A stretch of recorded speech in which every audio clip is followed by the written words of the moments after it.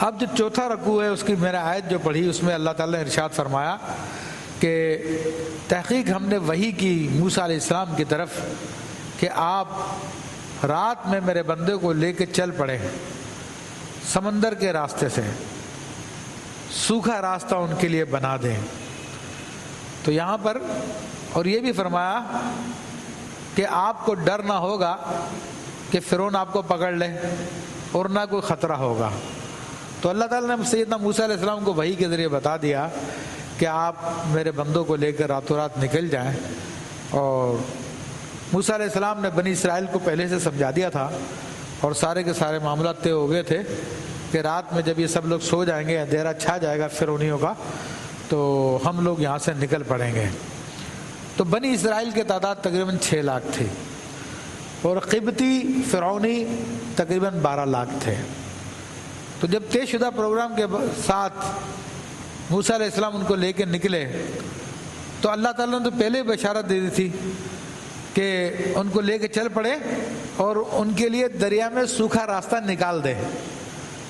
تو اب یہاں پر ایک بات کی طرف اور توجہ کرانا چاہوں گا کہ دیکھیں سوکھا راستہ نکالنا تو اللہ ہی کا کام تھا، سارے کے سارے کام اللہ ہی کے ہوتے ہیں، مگر اللہ تعالیٰ نے موسیٰ علیہ السلام سے فرمایا کہ آپ ان بنی اسرائیل والوں کے لیے سمندر میں سوکھا راستہ نکال دیں۔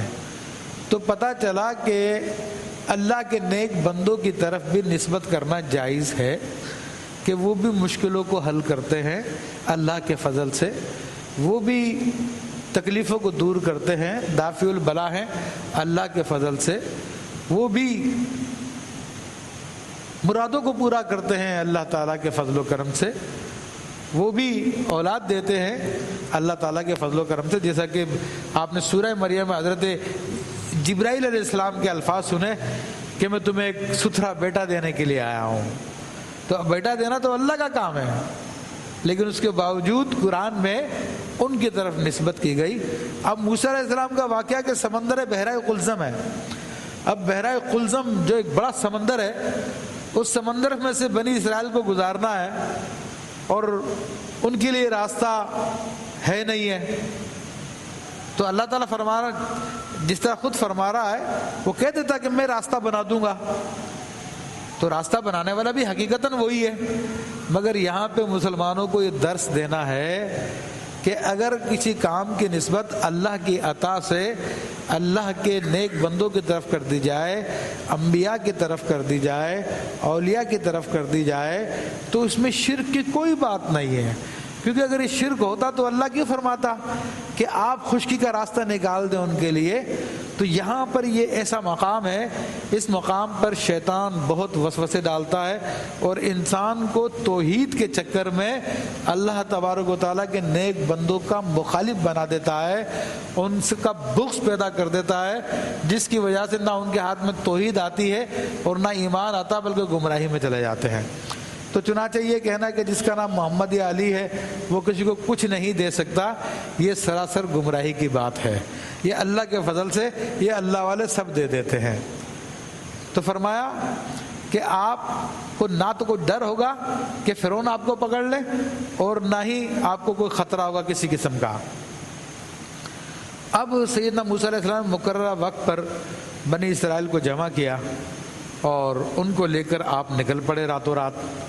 اب 6 لاکھ کی تعداد ہے اور یہ بنی اسرائیل کے 12 قبیلے تھے، کیونکہ حضرت یعقوب علیہ السلام کی اولادوں میں سے، بلکہ حضرت اسحاق علیہ السلام کی اولادوں میں سے یہ 12 قبیلے بنتے بنی اسرائیل کے، بلکہ یعقوب علیہ السلام ہی کی اولاد بنی اسرائیل کہلاتی ہے، کیونکہ اسرائیل لقب ہے یعقوب علیہ السلام کا، تو ان کے 12 بیٹے تھے، ان سے ان کے 12 قبیلے بنے۔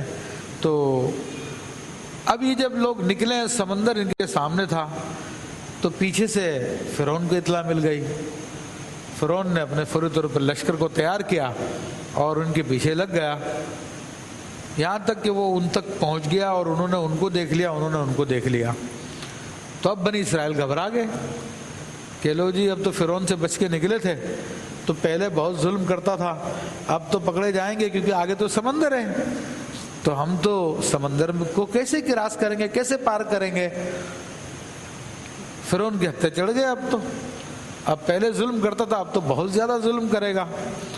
تو مگر اللہ تبارک و تعالیٰ نے اپنے بندوں کو جب بچانا ہوتا تو اس کے لیے راستے نکال دیتا ہے، اور اپنے کسی نیک بندے کی معیت عطا فرما دیتا ہے۔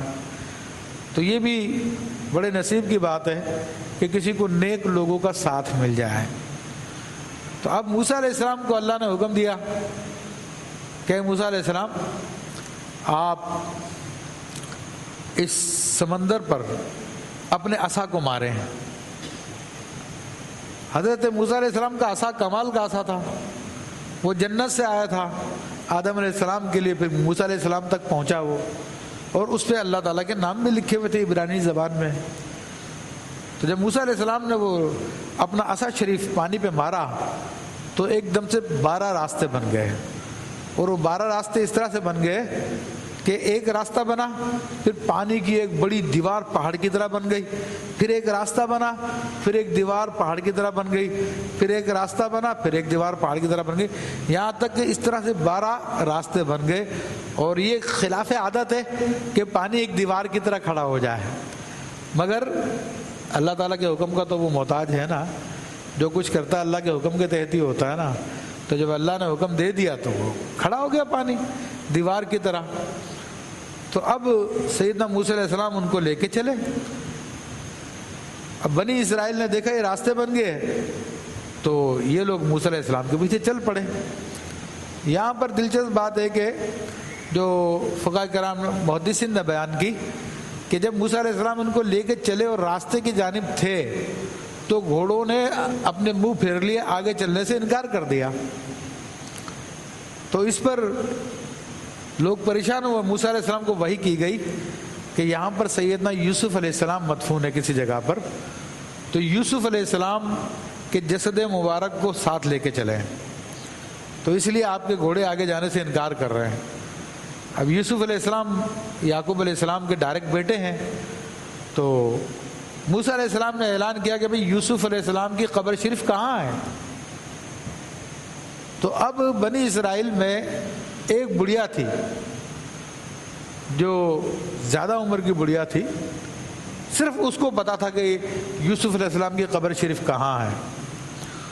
اب یہ دیکھ لیجئے جو دنیا سے رخصت ہو چکے ان کا کتنا اہتمام کیا جا رہا ہے۔ لوگ تو قبر پجوا کے فتوے لگا دیتے ہیں کہ جناب یہ قبر کے پجاری ہے، قبروں والوں کے پیچھے پڑے رہتے ہیں، تو اگر یہ قبر کی پوجا ہے تو پھر لگا دیجیے فتویٰ اللہ کے نبیوں پر بھی، تمہارا دین اگر ان سے الگ ہے تو بہرحال اس عورت نے کہا کہ میری 3 شرطیں ہیں، 3 شرطیں پوری کریں گے تو بتاؤں گی ورنہ نہیں بتاؤں گی۔ کہا کہ ایک شرط میری یہ ہے کہ مجھے میری جوانی لوٹا دی جائے۔ 52 سال کی بڑھیا تھی، یا سوری اس سے زیادہ کی بڑھیا تھی وہ۔ تو موسیٰ علیہ السلام نے کہا ٹھیک ہے تمہاری شرط منظور ہے۔ پھر دوسری شرط کہا مجھے جنت چاہیے، یہ بھی منظور ہے۔ کہا تیسری شرط کہا جنت میں آپ کے درجے میں رہوں گی، جو آپ کا درجہ نبیوں کا درجہ ہے، بعض روایتوں میں آپ سے نکاح ہوگا میرا، اس قسم کی باتیں ہیں۔ تو بہرحال موسیٰ علیہ السلام کہنے لگے کہ جنت کافی ہے تمہارے لیے۔ وہ بار بار اصرار کرتے رہی کہ نہیں، جب تک کہ مجھے یہ نہ دیا جائے میں نہیں بتاؤں گی۔ پھر وہی آپ پہ کی گئی کہ آپ یہ بھی دے دیں ان کو۔ تو پتہ چلا کہ اللہ کے پیارے کسی کو چاہے جنت دے دیں، کسی کو چاہے جہنم دے دیں، یہ ان کا اختیار ہوتا ہے، یہ ان کا اللہ تعالیٰ خصوصی ان پہ فضل فرماتا ہے۔ جس طرح کہ حضرت ربیہ نے عرض کی یا رسول اللہ صلی اللہ علیہ وسلم جنت میں آپ کا پڑوس مانگتا ہوں، آپ کا ساتھ مانگتا ہوں، تو آپ نے فرمایا کہ تمہیں یہ ہے اگر تم سجدوں کے ذریعے مدد کرو تو آپ دے سکتے تھے، لیکن آپ نے چاہا کہ یہ اللہ کی عبادت مزید زیادہ کرے تو آپ نے ساتھ میں یہ شرط لگا دی۔ تو بہرحال یہ اللہ کے نبیوں کو اختیار ہوتا ہے۔ تو آپ نے وہ اس بڑھیا کو جب شرطیں پوری کی، بڑھیا نے بتایا، آپ کا جسد اقدس نکالا گیا اور وہ ساتھ لے کے پھر بنی اسرائیل چل پڑے۔ تو یہ بھی اچھا، آپ انبیاء کے جسم سلامت ہوتے ہیں، ان کو مٹی نہیں کھا سکتی. یہ اللہ کے ولیوں کے بھی سلامت ہوتے ہیں, حافظ قرآن کے بھی سلامت رہتے ہیں, جو بہت زیادہ قرآن پڑھتا ہے, بہت زیادہ کثرت سے درود پاک پڑھتا ہے, اس کا بھی جسم سلامت رہتا ہے, شہید کا جسم بھی سلامت رہتا. یہ تو اللہ کے نبی ہیں. تو بہرحال یہ لوگ ان راستوں پہ روانہ ہو گئے. فرعون کے لوگوں نے دیکھا یہ کیا ہوا. فرعون بھی دیکھ رہا تھا سارے معاملے کو. یہ ڈر گئے, یہ رک گئے کہ بھئی یہ تو پانی کے بیچ میں چل رہے ہیں. معاذ اللہ کہنے لگے تو موسیٰ علیہ السلام کا جادو ہے, اس جادو کے ذریعے انہوں نے پانی میں راستہ بھی بنا لیے, تو ہم جائیں کہیں ایسا نہ ہو کہ یہ پانی جو ہے ہم کو ڈبو دے. تو کہتے ہیں کہ بعض بزرگوں نے لکھا کہ سیدنا جبریل علیہ السلام اس وقت ایک گھوڑی پہ سوار ہو کر آئے, اور فرعون ایک گھوڑے پہ بیٹھا ہوا تھا. تو وہ گھوڑی جب فرعون کے گھوڑے کے پاس سے گزری تو گھوڑے کو جب گھوڑی کی خوشبو آئی تو اس کے پیچھے دوڑ پڑا, اور حضرت جبریل علیہ السلام اس کو لے کر سمندر کے راستے میں داخل ہو گئے. جب فرعون اپنے مجبوراً گھوڑا اس کو لے کے بھاگا اور سمندر کے راستے میں چڑھ گیا, تو سارے بنی اسرائیل بھی اس کے پیچھے لگ گئے, اور وہ بھی سمندر کے راستے پہ چلنے لگے. اب یہ ادھر بیچ میں پہنچے سمندر کے, اور دیواریں بنی ہوئی تھی, اور بنی اسرائیل اب کنارے کو پار کر چکے تھے. تو پھر اللہ کے حکم سے وہ راستے ختم ہو گئے, اور یہ سارا کا سارا فرعون اس کا لشکر ڈوب گیا. یہ عجیب انداز سے اللہ تبارک و تعالیٰ نے ان کا معاملہ کو بیان فرمایا کہ فَأَتْبَعَهُمْ فِرْعَوْنُ بِجُنُودِهِ. تو پھر ان کے پیچھے فرعون اپنے لشکر کے ساتھ چل پڑا. فَغَشِيَهُمْ مِنَ الْيَمِّ مَا غَشِيَهُمْ. تو انہیں دریا نے ڈھانپ لیا جیسا ڈھانپ لیا, یعنی جس طرح اللہ نے چاہا تھا ویسا دریا نے ان کو اب ڈبو دیا.